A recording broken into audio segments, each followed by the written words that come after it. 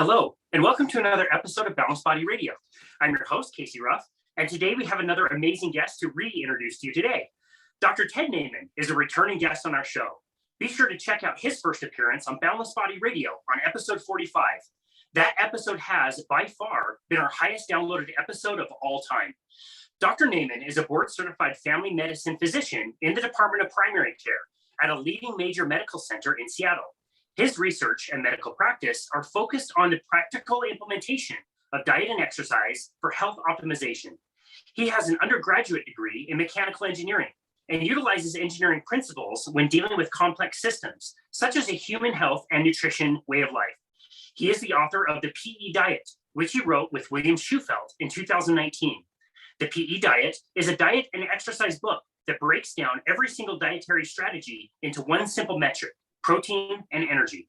In the book, Ted explains the protein to energy ratio and how it can optimize your health and why food choice is everything. You can find him at his website at www.tednaiman.com. Dr. Ted Naiman, what an honor it is to welcome you back to Balanced Body Radio. Wow, man. Thanks again for having me back. It's great to talk to you. Absolutely great to talk to you. Like we said in the introduction, your first episode is by far our most downloaded. I knew you probably wouldn't care so much about that. You know, maybe you have some bragging rights over like Ben Bigman or Nina Teicholz or something. But more than anything, I think it really shows how clear and simple your message is and how well it connects with people. So I hope you take that as a high compliment. We probably don't have as many downloads as Joe Rogan, but for our content, people really appreciate your work. Oh, wow. Thanks, man. No, it's you guys and then Joe Rogan and then everybody else from there. Yeah, right there. Yeah, totally. I do have something kind of funny to tell you. In our first interview, in our conversation, I asked you specifically, what would be like a really good protein recommendation that you would generally make for most people? And you gave your response, which is about 1 gram of protein per pound of somebody's ideal body weight in a day would be like a good starting point. And you said that, and I sat there and I was thinking like, wow, that's a great answer. Like I've been telling people that for a really long time.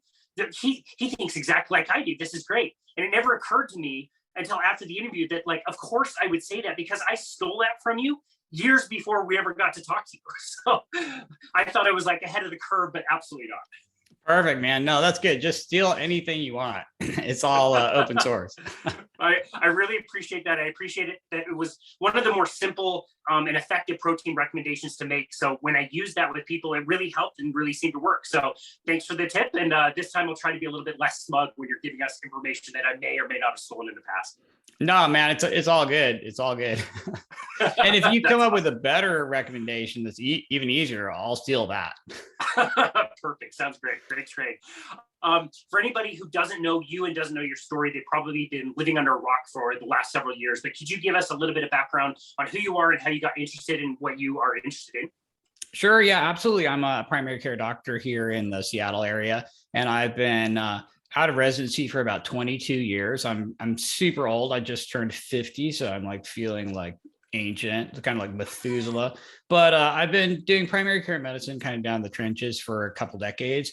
And the entire time I've been very geeked out on diet and exercise. And basically I've seen these patients who are like in incredibly good shape. They're just like amazing superhero material. And then like these just decrepit, everything is crumbling apart people. And I'm like, oh my gosh, what, the genetics aren't that different. What drives the phenotype of superhero and just like nursing home? And I'm like, what, levers in diet and exercise create these differences? So my whole career, I've just been researching and experimenting and diving deep into diet and exercise and exactly what levers people can pull to get different phenotypes, which is basically expression of your genes, like being super healthy and super unhealthy.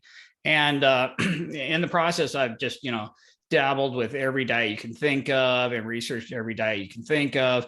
And that kind of brought me to where I am right now, which is sort of this meta diet idea of like protein versus energy, and maybe even bigger than that, satiety per calorie and nutrient density versus energy density, and just some of these really big overarching first principle type concepts that seem to drive the diet side of things. And then I kind of have a similar first principles overarching kind of ideas about exercise as well, basically just requiring adaptation from your body with exercise by putting a demand on it. And so I've tried to boil all this down into like the very tiniest little nuggets that anyone needs to know when it comes to diet and exercise and optimal health. And my whole goal is to just make it so easy and so democratized and accessible that you basically just automatically get healthier once you learn a couple basic things.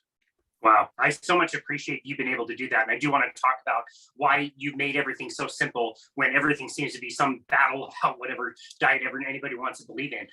You mentioned getting really interested in diet and nutrition early on in your career. I think it's pretty obvious for people who are on the other side of this at this point that, yeah, that diet, exercise, that makes a huge difference for a lot of these long-term chronic diseases. But were you fairly unique in having an interest in diet in particular back then? Were you one of the only people around you that was really thinking that could make a difference? Well, sort of yes and no. I mean, I trained at Loma Linda University in Southern California, which is a Adventist vegetarian Mecca where everybody's plant-based and it's one of the blue zones and everyone, doesn't eat any meat and people live longer and all this sort of thing. So the people there were interested in diet, but almost exclusively from a religiously vegetarian point of view, right? And having been, I was raised that way and I was vegetarian for a long time and it didn't really seem to magically improve my health. So I think I gleaned an interest in diet from that background.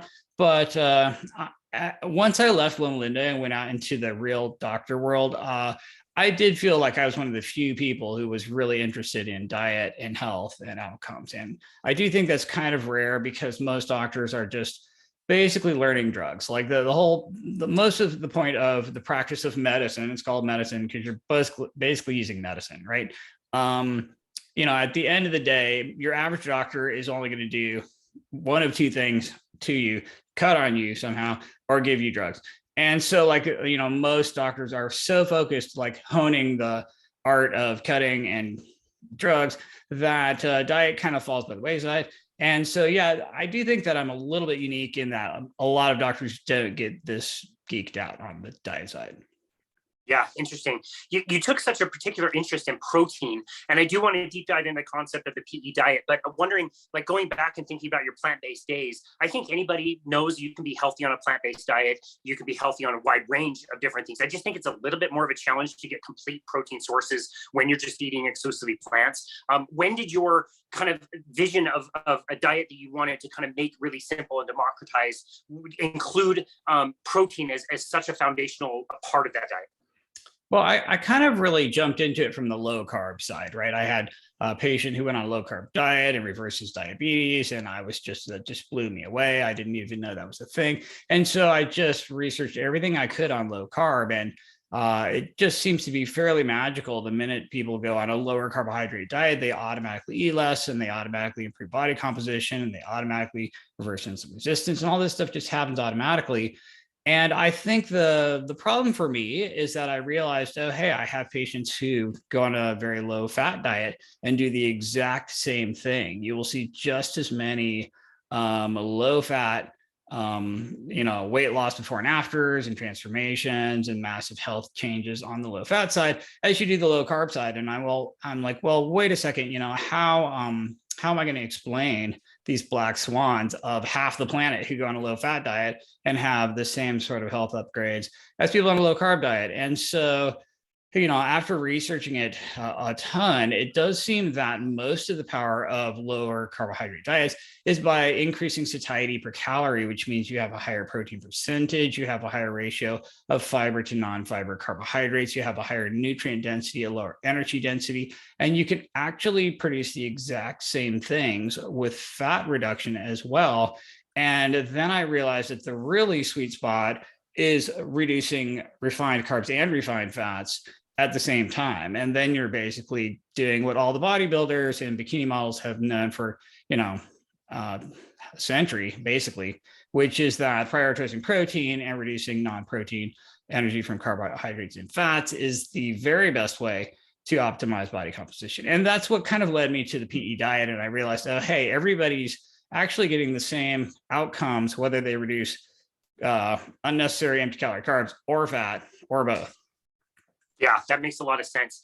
Getting that introduction into low carbohydrate space, I wonder if you had the same kind of experience that I did, where initially learning like you can have fat. And that initially was like, you can add some olive oil, you can have some avocado, like that's amazing. I was never doing any of that stuff. And it tasted really good. It made my sandwiches taste better and all that stuff. And then it becomes like, okay, now we're doing like keto. And now it's not just that fat is okay to have. Now we're trying to just stuff the body full of tons of fat. And I understood it to be okay. If it's going to be low carb, then it absolutely gets to be high fat. So let's melt the butter in the coffee. Let's eat all the bacon. Let's save all the bacon grease and all that stuff. And almost like a little bit of a fear of overeating protein. Is that something that you noticed as well? Yeah, absolutely. And keto is just, the Google search trend for keto is cruising down, just because I think we kind of broke keto by saying, if low carbs, good, high fat's even better. And everyone felt like, okay, the more fat you eat, the better. Protein might be a little bit bad too, because it's like half carb-ish, and just everyone's mindset around insulin. And I think we did kind of destroy the keto idea. And so I've just seen countless people who went on a very low carbohydrate ketogenic diet, instantly lost 20 pounds, and then just plateaued out forever because the amount of fat they eat every day equals the amount of fat they burn every day. And then they basically don't change anything. And so I think like low carb's awesome. Love low carb. Low carb's like half the story. Well, actually, low carb's half of the diet story, which is half of the whole story, which is diet and exercise 50-50. So low carb reduction is like 25% of the equation, pretty much. Yeah, good point. And you look at diet and exercise as a 50-50. Right. Yeah. I mean, for the longest, I was like, oh, it's all diet, because you run a marathon and it burns 2,000 calories. I can eat a whole box of Krispy Kreme donuts in 5 minutes. That's also 2,000 calories. So diet trumps exercise every single time. But then what I've realized since then is that inactivity probably trumps diet. Like if you just want to completely destroy your health, go into zero gravity on the International Space Station for a couple of months and see what happens to you, or just lay in bed all day for a couple of weeks and see what happens to you. And I've realized you can actually just completely trash your health, maybe even faster with zero exercise than you can with diet. You know what I'm saying? Wow. Like I could be in worse shape, I think, in a week of just lying motionless than I would be from eating a bunch of junk food. So it's definitely like a 50-50 scenario. And I think that people who are really geeked out on diet are making a mistake by focusing more and more and more and more and more and more on diet and just not even pulling the exercise lever. If you're trying to just shave your carbs from, 20 down to 10 by not eating a tomato and a cucumber, you need to just completely go outside and run a couple of miles and then just eat any vegetable you want with total disregard for the carbohydrate count. That would be so much more return on your investment. And that's kind of where I'm focusing now. It's like, don't just pull one lever until it's snapped off and you're stuck forever. You want to just pull every lever a little bit, maybe even equally, until you figure out what you like the most. And I think that's going to be where it's at for most people. And that's why I'm trying to get away from the dogmatically low carb, religious keto type thing. Sure. Yeah, no, that makes a lot of sense. It's something you must see in the medical community all the time. People kind of wasting away when maybe they get sick with something else or break their hip or something. As they're sitting in a bed, you can, I'm sure, just watch their health deteriorate because they're not working against gravity anymore. Oh yeah. Yeah. Like, all it takes is about an ICU stay of maybe 2 weeks. And then you literally have to learn how to walk up a flight of stairs again. I mean, it's just so amazing how fast you ditch all that muscle that your body thinks it doesn't need. I mean, it's really a use it or lose it proposition for everything, like mitochondria and muscle and cardiovascular output. All this stuff just falls away if you're not using it and demanding it and convincing your body it needs to keep that stuff around, or maybe even get more. So it's like you got to use that and push the envelope regularly, or you're going to have some major league frailty problems. Yeah, that's really interesting. I don't know. I haven't vetted this, so I don't know that it's true. You've already mentioned the blue zones, and most of us look at the blue zones and we want to go right to what those people are eating and make conclusions. Oh, these people eat this, so we all need to eat this, and then we'll live to be 100. One interesting thing that I heard, besides all the other factors like having great lifestyles and feeling like people have a purpose or whatever, I've heard that all the blue zones are also very close to hillsides where people have to go up and down and work against gravity for the most part. Is that something that you've noticed and seen with the blue zones? Yeah, absolutely. There's an obscene number of confounders. It's like you're clustering good genetics in one place. You're getting more physical exercise. You're getting better family and community support. You have higher. There's so many things that are clustered in these blue zones that are confounders to just the diet that you might be able to switch their diet considerably and get the same outcome. You know what I mean? Nobody really knows. So I think it's a little bit of a mistake to just look at one factor in these blue zones. I mean, it is interesting stuff. Epidemiologically, I think it's kind of cool, but it's just like hypothesis generating, and nobody can really say, I'm gonna eat what the blue zone people eat and I'll live as long as they do. That would be like me, I'm gonna play basketball so I can be 7 feet tall. It's just like ridiculous. It doesn't work that way. Right. Just keep waiting by the phone for the draft to have them call you. No, that's a really good point. It is difficult to kind of parse those things out when you're just looking at general population. So that's a really, really good point. I do want to talk about exercise with you, but before we do, let's deep dive a little bit into the PE diet, strategy and, kind of how you explain it for people that maybe are less familiar with it. The protein and minerals on one side, the energy on the other side. Can you kind of explain what that means and how you've been able to distinguish those two? Yeah, absolutely. So there's really only 3 things you're getting from your diet. And so plants make food for every animal. And so plants make all the food for themselves, and then animals come along and eat the plants, and that's how they get their food. So we're basically just eating plants or animals that eat plants, but it all comes from plants. And plants are really doing 2 things. They're chaining together carbons and hydrogens and making these high energy bonds in molecules that are really just carbons and hydrogens and oxygen, and that's your carbohydrates and hydrocarbons, which are fats.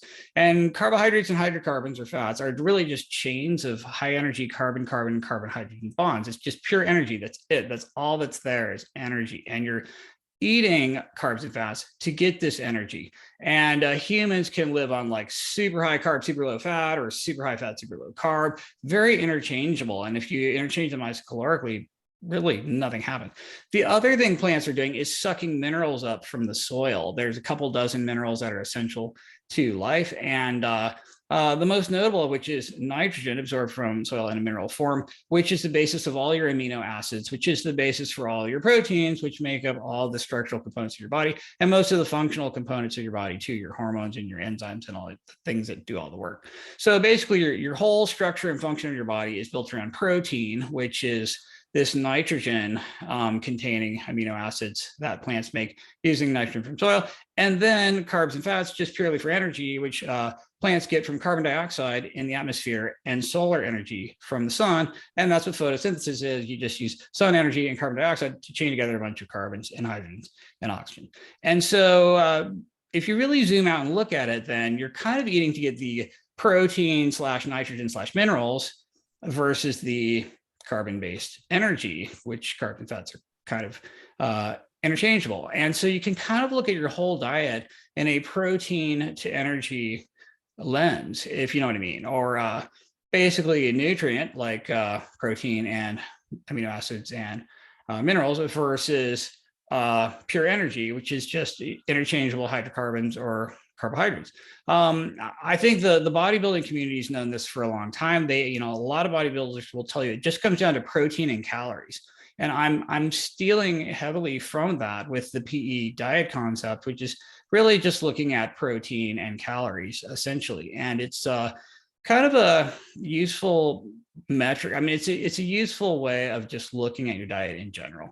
And the book is really all about just breaking down different foods and how to look at foods through this lens of protein and protein density versus non-protein energy density. Yeah, that's a great explanation. I'm hoping for the listener, this is fairly obvious at this point, but for somebody who's listening to this and wondering like, well, where did we go wrong in 2022 with our food landscape? Why do we see so many people unhealthy based on those principles? Where did we end up going wrong?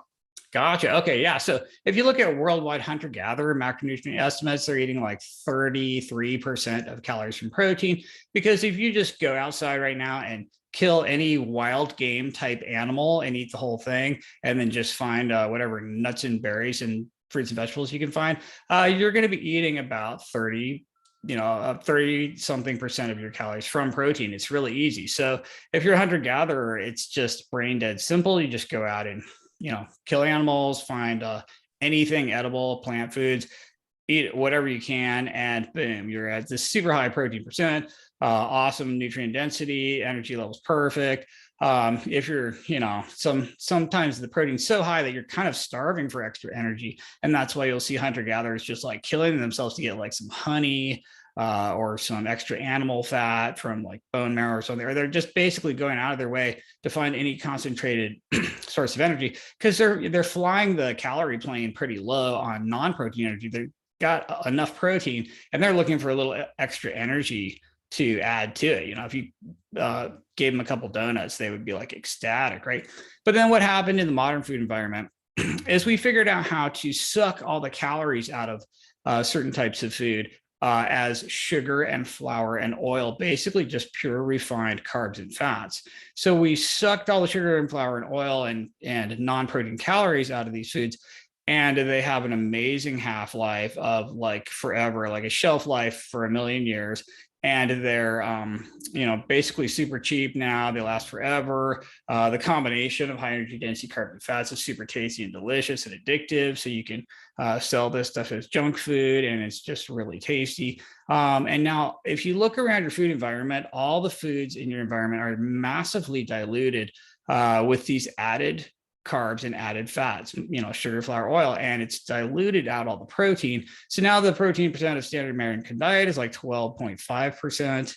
And as the protein percent's gone down, obesity just gone up and up and up. And that's not just America, but the entire planet, where, about 91% of Americans are over fat, and about 76% of the entire planet is over fat. And the biggest contributor is nutrient dilution with basically carbs and fats, like empty calorie carbs and fats. And if you look at the past 60 years of the obesity epidemic and what people ate back then and what people eat now, the protein grams are, boom, exactly the same, like within like 10 grams of before the obesity epidemic and after. And that's because of protein leverage. Protein is very tightly regulated. You pretty much just eat until you get enough protein. So we're eating the exact same amount of protein that we were before. It's actually a little bit higher, just because we all have larger bodies now with a higher protein requirement. But essentially the grams of protein before and after obesity epidemic, it's exactly the same, but carbs and fats each went up by about 200 or 300 calories a day. So like everybody's eating like an extra 200-300 calories of carbs a day, extra 200 or 300 calories of fat per day. And that's because every single food you eat has added carbs and fats dumped in there, protein dilution, and you're going to eat till you get the same amount of protein, but you're going to overeat carbs and fats to get there. And everyone just slowly gets fatter and fatter and fatter. And that's pretty much obesity in a nutshell. It's not only pushed forward by the protein dilution from carbs and fats, but also the fact that these high energy density carbs and fats together are super tasty, because that's like ice cream and donuts and pizza and candy bars. And it's all what I call the trifecta, which is high carb, high fat, high energy density, all combined. It really lights up your brain. Your brain loves it when you get anything really high carb, really high fat, really high carb and high fat, high energy density, because it's super rewarding. Because basically, if you're a hunter gatherer and you hunt and gather all day, and you expend 10,000 calories, and all you get is like some lettuce and some super lean, gamey little squirrel or something. Yeah, the return on your investment is so low. You got, expended so many calories, you get so few calories. You're like, this sucks. But if it only takes you 5 minutes and you find like a donut, this is like the most amazing return on investment ever. And so from an evolutionary point of view, where we're facing starvation, this is like amazing. And this is just lights up your brain. And now that we've got like Uber Eats and I can just like press one button and boom, at my front door is like the tastiest, high energy density, high carb, high fat, addictive, hedonic, protein diluted combination of whatever I want. That's the most tasty thing ever.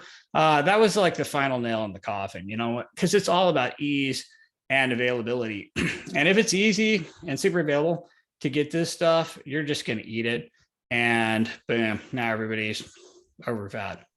Yeah, that is so difficult to reckon with when you think about that. You think about how we've evolved for so long, not a ton of energy, not a ton of calories fighting for our existence, versus now it's like we don't even have to move. We can sit at a desk all day and get all of this, you're right, like wonderful tasting food that you don't see in nature. You don't often see fats and carbohydrates combined into the super high, density caloric, energy bombs like you're talking about. And it just does seem like a complete recipe for disaster, not just on the nutrition, but on the exercise as well. Yeah, it's a complete disaster. Like nobody ever has to move at all. And the food just shows up on your doorstep. I mean, I don't know about you, but I can Uber eat like donuts and ice cream and anything. It's amazing. Like in it, I can prioritize that stuff and it's here in like 15 minutes. It's just absolutely ridiculous. I mean, it's cool, but I mean, it's kind of bad. It's so easy now. It's just, I don't see how we're going to get out of this one. Yeah, I agree with you. As much as I want to be optimistic about the future for society as a whole, it's a tough one. You're working against biology that's very hardwired and very strongly hardwired for so long. Yeah, that's very interesting. I do want to just make sure we hammer this home. You mentioned protein leverage, which I think is really important. So what we're basically saying with the protein leverage hypothesis is we will continue eating anything we can find until we hit that level of protein that we really need for repair and maintenance and whatever we need in our body. And that's why people can continue eating and eating and eating all the energy when they might be 200 pounds, 300 pounds, 400 pounds, with all the energy they need to stay alive for a really, really long time. They have too much energy, but they're also starving for the protein and nutrients at the same time. Is that an okay way to say that? That's exactly how to say it. Yeah. I mean, and protein leverage, it's no longer just a hypothesis. It's basically a proven phenomenon in animal studies and also in human studies, where between a certain protein range, especially in humans, around 10 to 30% protein, there's a huge linear protein leverage from 10% of your calories of protein to 30%. That for every calorie of protein you eat in that range, you're going to eat about 10 calories less carbs and fats because you're just not as hungry. So taking people from 10% of their calories in protein to 30%, you're going to get amazing results in terms of just automatically eating less.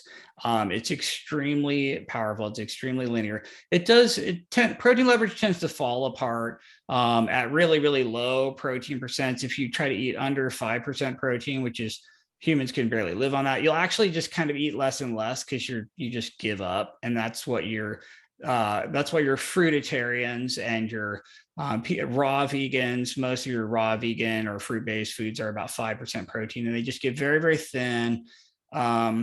And they, lose a lot of lean mass, and the cost of adding mass to their body goes up exponentially because you just don't have enough protein to do it. So you see weird stuff down in the 5% range, also north of 30% protein. It really starts plateauing off. Your return on investment gets lower and lower and lower. And once you hit about 50% protein, more protein is not going to do anything. You're just going to be starving out of your mind. But like this, there's this 10 to 30%, very linear, very powerful 10-to-1 gear ratio where you crank up your protein percent in there and you're going to get instant results. And it really just comes down to choosing higher protein foods. And so if you look at these people who are, have super obesity, they're eating the same amount of protein for their lean mass that you or I are. But their protein percentage is way, way lower. So they can overeat a ton of calories to achieve the same protein outcome. Part of that is the overeating is passively driven by protein dilution and protein leverage. But some of it's hedonic as well. They're basically addicted to the dopamine spikes in the brain from high energy density, high carb, high fat foods as well. It's lightly addictive. It's some people are more susceptible to this effect than others. It's almost like opioid addiction. There are people who could probably use heroin once and not just be addicted to it the whole rest of their lives, but some people are just, it's like they'll never get over it. And the addictive food combinations are kind of the same way. It's variable how much it affects people. But a lot of the obesity epidemic is this opioid, dopamine, hedonic, addictive side. But then a lot of it's just the dilution side where you're just trying to eat and your food's so diluted, you're still hungry and you have to eat more of it to not be hungry. French fries or potatoes and oil, they're 6% protein, and you have to eat so many French fries to not be hungry, to get enough protein, not be hungry, that you're just going to automatically way overeat calories. But then you get those fries from McDonald's and sprinkle a little salt on there, and they're like so tasty. You actually want to eat that many. So it's this nice marriage of you have to get enough protein, and then you kind of want to because they're awesome. And boom, everybody's just eating more calories exclusively from carbs and fats, not from protein. Yeah, interesting. That's so well explained. I really appreciate that. I love how you have so much experience working with so many different people, and you're able to make this really simple and practical for people. So I was hoping that maybe we could give you a few specific examples, specific people that are actually maybe pretty common, and maybe for the listener, they fit into one of these boxes, and maybe they could understand how some of these principles of the PE diet might benefit them, and where they could think about maybe taking their diet. And even we can talk about like lifestyle practices and things that they should be working on, specifically with exercise or movement or anything else that you think would be really important. And so I'm wondering, like, for somebody, let's say this person is in their 40s, they are very, very sedentary. I think with the pandemic, especially, so many more people working from home oftentimes don't even hardly leave their house or leave a room for a very long time, and just very, very sedentary. Extra weight, for sure. A lot of people put on extra weight. So this person is overly heavy and they're wanting to lose weight and get healthy again. What principles of the PE diet would you say would apply the best to that person? Sure. Okay. Yeah. And honestly, I have a lot of patients who are in this category, and most of them are actually trying to eat as healthy as possible. And so they're trying to eat whole grains. They're trying to eat things that, sound very healthy. So, breakfast might be a whole grain cereal or oatmeal. They might be eating, like lots of legumes. They might be eating a lot of vegetables. They might be eating a lot of healthy things, but anytime you're choosing something that's grain-based or tuber-based, your protein is fairly low. You know what I mean? So like maybe your best grain is quinoa at 12% protein, and then you've got oatmeal at 11% protein, and then wheat is our bread, it's maybe 10% protein, and rice is like 9% protein. All these things are a reasonably healthy carbohydrate source if you don't add any fat to it, and the energy density is kind of lowish.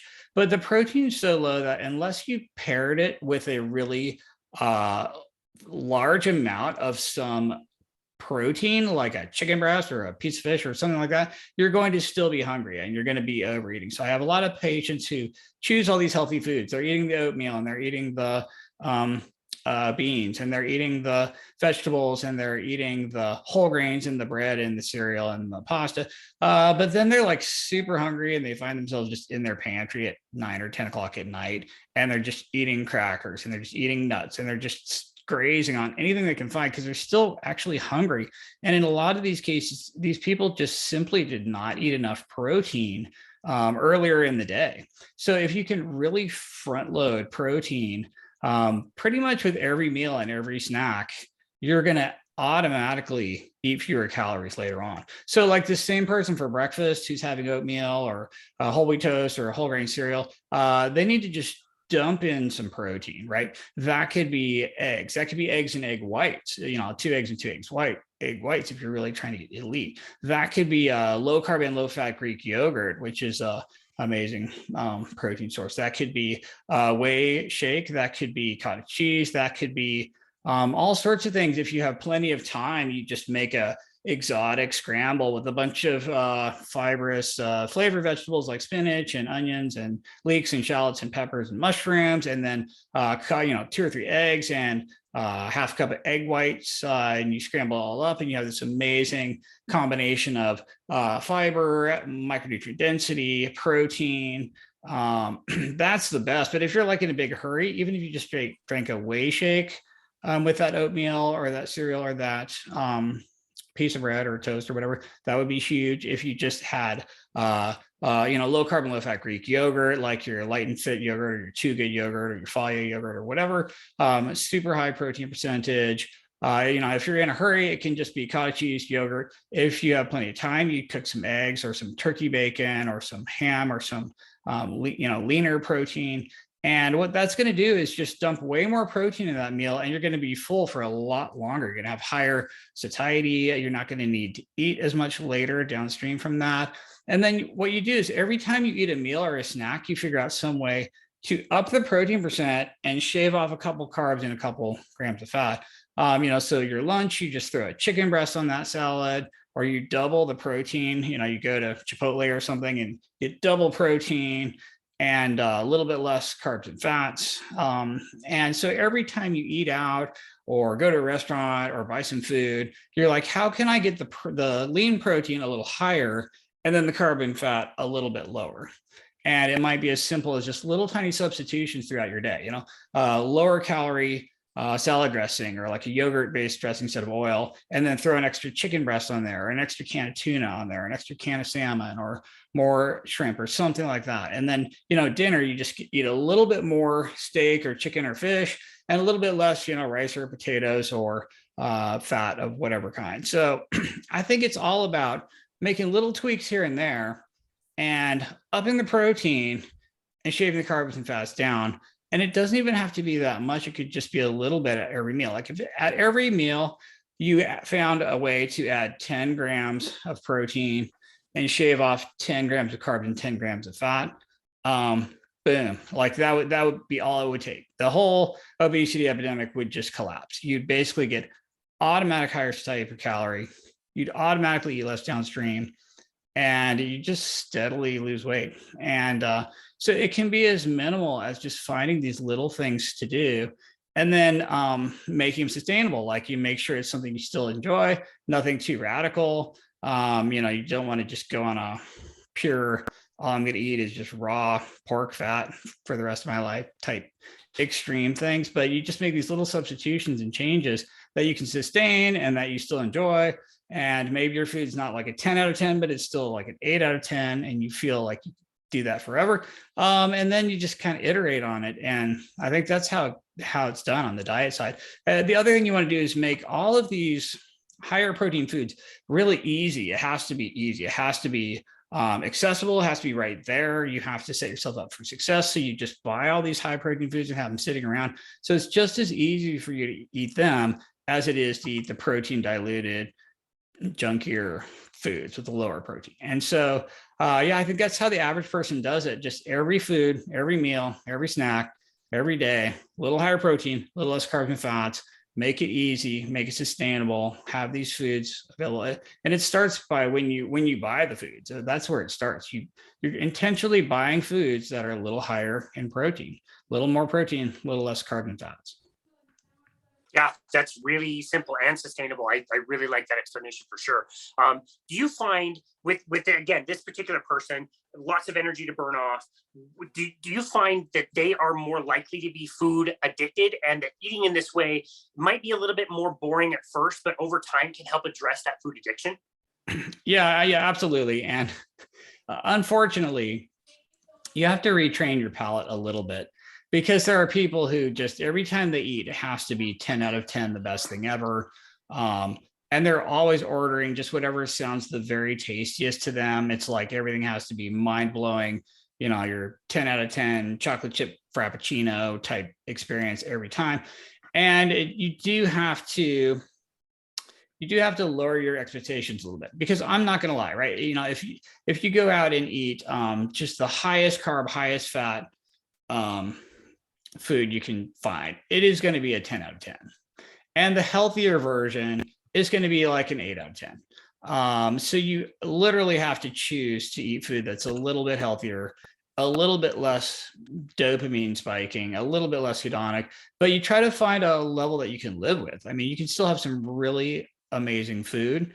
It's just not the most mind-blowing high carb, high fat thing you've ever had. So I do think people have to retrain their palates a little bit. They have to be realistic about their expectations.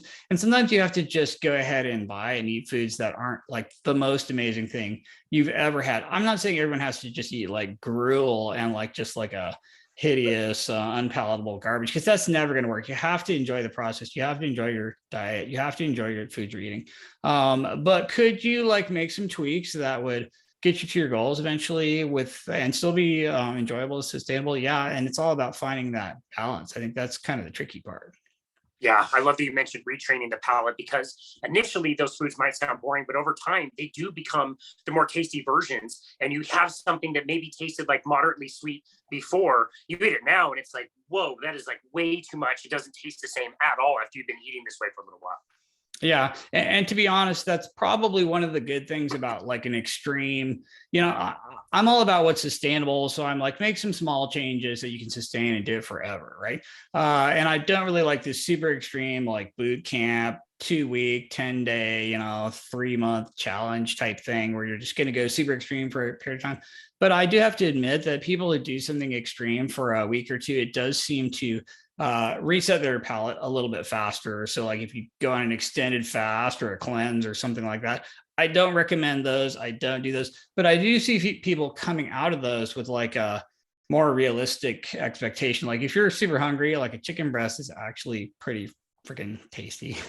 Yeah. But totally if you just go from eating like Haagen-Dazs all day to, oh, here's your chicken breast, you're going to be like, okay. But, you do a little fasting for a couple of days and you're like, oh yeah, I'll take a chicken breast. Sure. I'll take 2 of them, And so sometimes jump starting that is okay. Or, useful for some people, but there is an adjustment period. Yeah. Gotcha. That makes a lot of sense. Another scenario that I was thinking about how to properly balance this is maybe somebody who is training for a lot of athletic events. So think maybe like weekend warrior, maybe they're doing marathons, maybe they're doing things like Ironman, which is all day.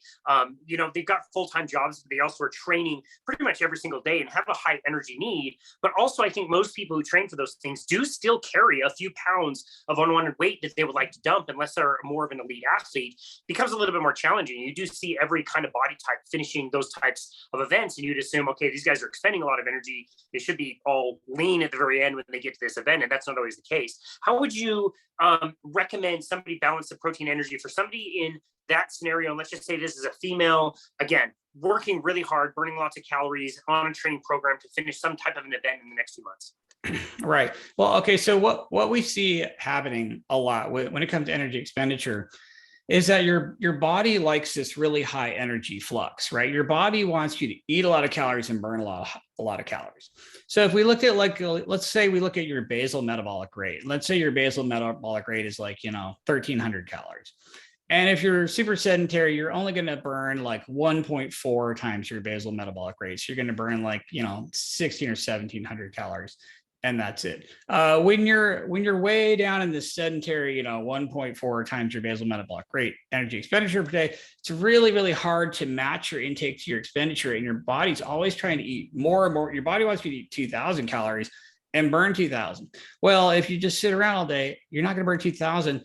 Unless you gain 50 pounds. Once you gain 50 pounds, your basal metabolic rate's 2,000. And so now you're eating 2,000, burning 2,000 just by being massively huge and fat, and you're exercising, but you finally have the energy flux that your body wants, right? So it's very hard to match intake and expenditure if you're sedentary.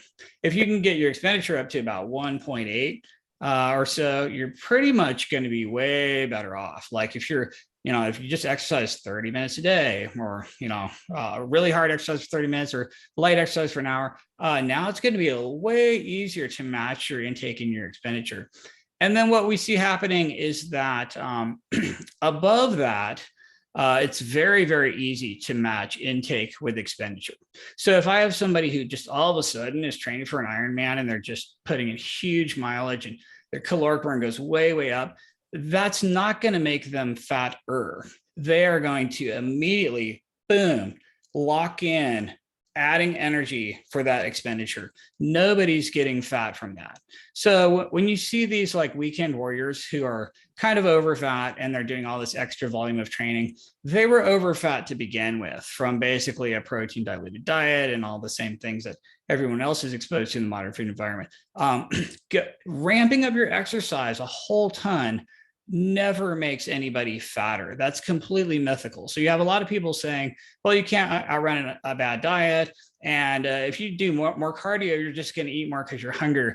That's completely untrue. Like even at the worst case scenario where you have someone really overweight with a ton of compensation, when they intentionally crank their energy expenditure up, their intentional physical activity energy expenditure through exercise way up, the most you ever see compensation for is about 49% of the intake calories. So like you're never going to fully compensate for that. So nobody is like training for a marathon, training for an Ironman, cranking the calorie burn from exercise way up, and then steadily getting fatter because they're overeating because they're hungry. That's completely mythical. That's basically not evidence-based at all. You will never be able to compensate for that really high energy expenditure. What you will be able to do is match it pretty well and just kind of stay at the same body fat percentage you are. So I do see people who they're not getting thinner the way you would expect when they start doing all this extra exercise. But that's usually because they were already like their body composition was not that great to begin with, mostly from protein dilution and, not choosing the right foods and maybe being sedentary before or whatever. So honestly, I think your average person, when they crank the exercise way up, they have no problem just ad lib eating more and automatically eating the right amount more. But then if you're trying to improve body fat percentage, which is what we're specifically talking about here, you really want to increase the protein percent. I mean, that's going to be the main driver for body composition improvements. And so like, it's really honestly no different than anybody else. It's basically the same increase in nutrient density, decrease in energy density. And then that person's still going to eat more calories to match their expenditure, but they're going to have no problems doing it. And they're not going to overshoot, basically. Gotcha. Yeah, that makes a lot of sense. And so in that scenario, they don't necessarily need to obsess over high carb versus high fat. They will naturally kind of eat more energy for what they need for the energy expenditure, but still focusing on the protein first will help them lean out and be able to perform at the highest levels. Is that well explained? Yeah, absolutely. And then I do think that if you're trying to be more glycolytic, you might benefit from eating more carbohydrates. And if you're trying to be more endurance, either it doesn't matter or maybe higher on the fat. Gotcha. Okay. That makes a lot of sense. One other scenario that I wanted to introduce to you. This is somebody, I'm thinking of my grandma. She doesn't know what podcasts are, so she won't listen to this. So I can use her as an example. She's 85. She's made it a long time, relatively healthy. She is pre-diabetic. But has been able to address a few things, which has been really nice. And I don't think she's pre-diabetic any longer.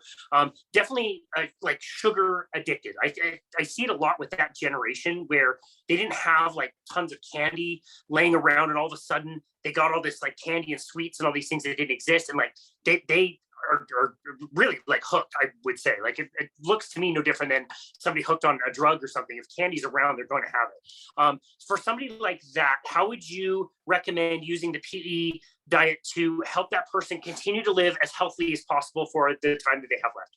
Gotcha. Well, okay. So it's pretty easy when it comes to older women because their protein intake is so low. So the average woman in America weighs 170 pounds and eats 71 grams of protein a day. And that's the average prototypical American woman. That is pretty freaking low.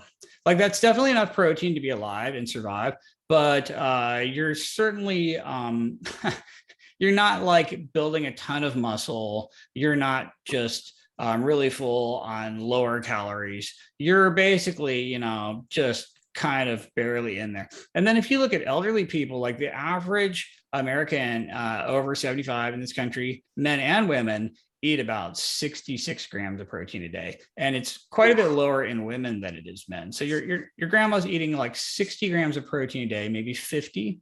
which is enough to be alive, but maybe not enough to really spare as much lean mass as possible, muscle and bone. And that's one of the reasons why we see epidemic rates of sarcopenia and osteopenia in elderly people, because protein percentage is a major factor when it comes to sarcopenia and osteopenia. And so because her protein intake so low, if you look at the foods that we're providing to elderly people or that they're eating, it's just shockingly low in protein. I mean, it's like, we in the medical field, we talk about the tea and toast diet that this elderly, the mythical woman is going to be on, where they just have extremely low electrolytes and, potassium and all these like horrible nutritional deficiencies from just eating tea and toast is, the medical term, but it's like basically just extremely protein dilute foods. And so I think all your average, if your grandmother ate like a tub of cottage cheese, low fat cottage cheese, she wouldn't be hungry for the rest of her life. That would be like a week supply of protein right there.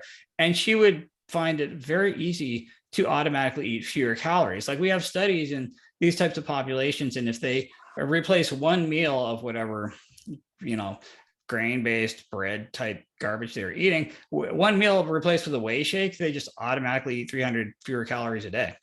And since everybody is insulin resistant at that age in this country, that's going to be a huge upgrade to health. You're automatically going to get more protein, eat fewer calories. That's going to improve your body composition. That's going to improve, muscle, bone. I mean, you definitely want to pair it with exercise. Just protein by itself is fairly limited, but you combine that with some good exercise, and you're just going to really make progress.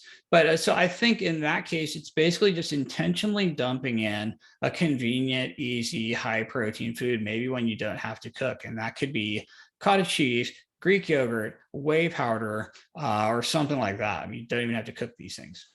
Yeah, no, that's awesome. I just presented you 3 totally different scenarios, different people, different goals, different life stages, different genders, all kinds of different stuff. And the message is so clear and concise and very consistent throughout each one of those. We need to prioritize protein. We need to make sure we're eating that first. We need to make sure that we're taking our energy sources from mostly whole foods, things that maybe don't have labels and are screaming at us that they're super healthy. And if we can just do that, pretty much we can be healthy and happy for the rest of our lives. Is that, I mean, is something I'm missing that seems really simple and doable?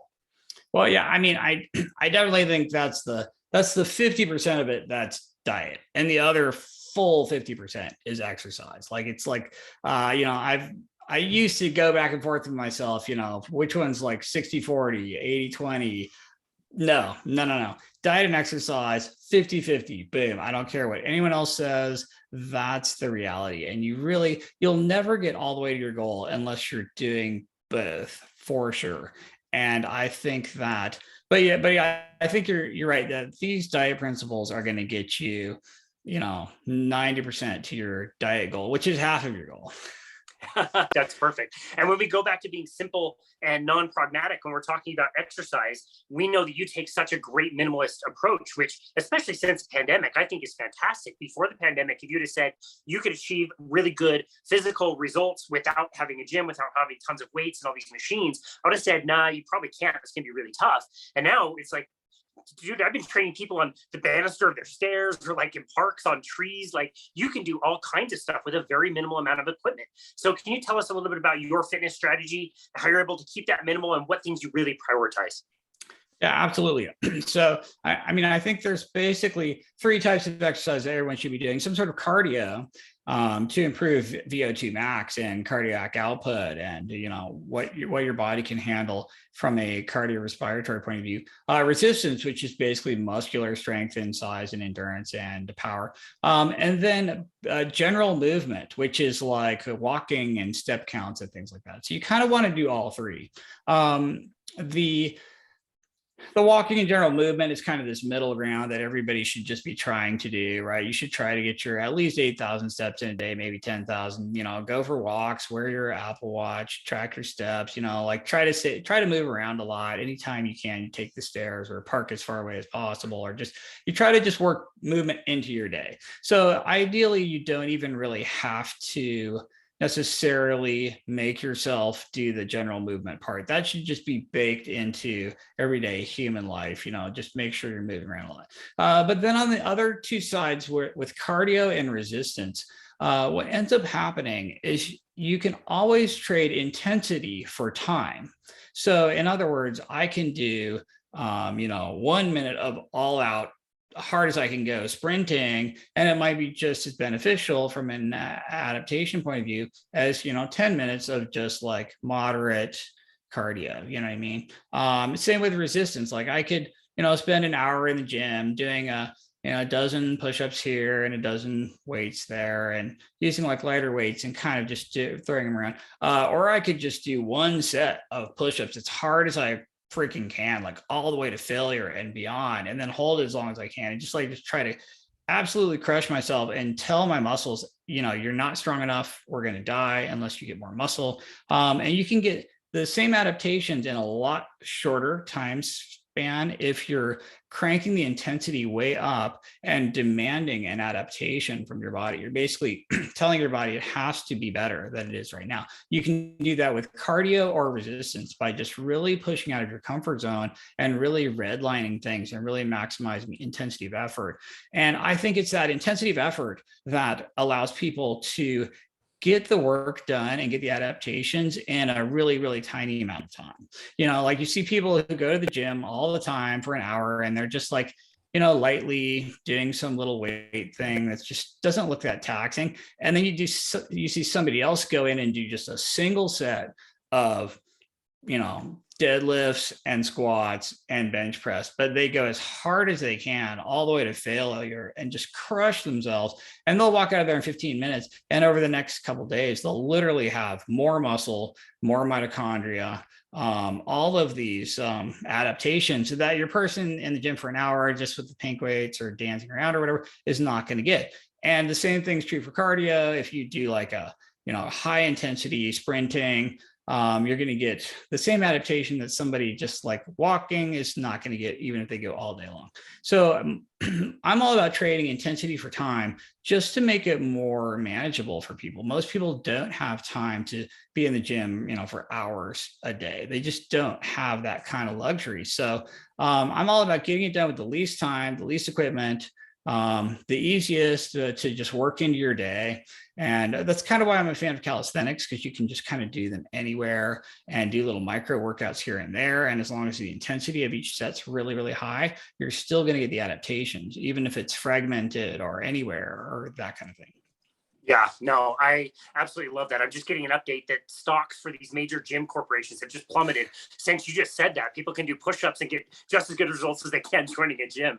And it is always funny. Like, we have a little community center in my neighborhood, and the front desk girls just give me the weirdest look, because I'll walk in and 10 minutes later they see me walking out and I look like I'm dying, and they're probably like, what is this guy doing? Like, but you're right, you can be very effective with a really minimal amount of time if you're pushing that intensity and telling, like you said, telling your muscles that you need to get stronger. We need you to build muscle. This is an expensive process. It's not easy, but go through it, because you're going to die if you don't get stronger, if we don't build bone density, connective tissue, all that stuff. So critical, but you have to get to that threshold. Right. Yeah. It's just basically demanding an adaptation from your body. And that's how you really add muscle and add strength and add power. And that's how you add speed. And that's how you add cardiorespiratory fitness, VO2 max, which is probably one of the most important longevity factors imaginable. So your cardiorespiratory fitness is probably the single most important factor when it comes to not developing Alzheimer's, dementia, and not dying of all-cause mortality. So if you really look at different factors and how they correlate to lifespan and health span, cardio is huge. Like people who are in really good cardio respiratory fitness, they're like 12 times less likely to get Alzheimer's, dementia, and their all-cause mortality goes down by an order of magnitude, and all this amazing stuff. So you always want to do high intensity cardio so that you're in really good cardio shape. You want to be able to, run up a couple flights of stairs and not be short of breath at all. It's like a superpower. You want to be as strong as you can. You want to have the highest lean mass you can. You want to have the highest VO2 max or cardiac output and cardiorespiratory performance. And you'll only get these things if you demand it of your body and if you push yourself way out of your comfort zone and hit a very high level of effort and intensity. Luckily, you can do that though, like with no time and no equipment, and it just takes a couple minutes, honestly. Yeah, I love that. I had the privilege of working on a metabolic cart for over a decade, which is fantastic. And so we measured basal metabolic rate, we measured VO2 score, and we would tell people the same thing. This number is the most beneficial for longevity that you can possibly have, and getting this numbers higher is so important. Tell us a little bit about what you're working on for the future. Right. So right now I'm writing a book called Satiety per Calorie, and it's basically all about the little ways you can change your diet and basically feel full and automatically eat less at the same time. And it's all about prioritizing things like protein and fiber to non-fiber carbohydrate ratio and minerals and micronutrients and things like that. It's kind of like a diet agnostic way of looking at food in general, and it could apply to anyone, whether they're on a low carb diet, low fat diet, plant-based, carnivore. You could actually just layer it right over any dietary pattern and still make some tweaks that you're basically eating to satiety, which is what everyone's doing, and automatically eat less and have better body composition. Yeah, that's fantastic. We will definitely look forward to that. Dr. Ted Naiman, it's such a pleasure and honor to talk to you again. Where can people go to find you and connect with you and your work? Oh, well, thanks. So I'm on social media at Ted Naiman on Twitter and Instagram, and you can probably the best thing I produced so far is the book The PE Diet, which you can get from thepediet.com or tednaiman.com or pretty much anywhere where books are sold online. Yeah, I can't recommend that book enough. Your concepts are really amazing. You have so many free resources as well that people can use, and we'll link to all of that in the show notes. But for now, thank you so very much for all of your work. Thank you for making all of this so easy to understand and simple for people and applicable in their lives in a really practical way. So thank you so very much for all of your work, and thank you for taking time to be on our show today. We really appreciate it. Oh, wow, man. Thank you. Great to talk to you, and it's good to be here. Absolutely. And this has been another episode of Boundless Body Radio.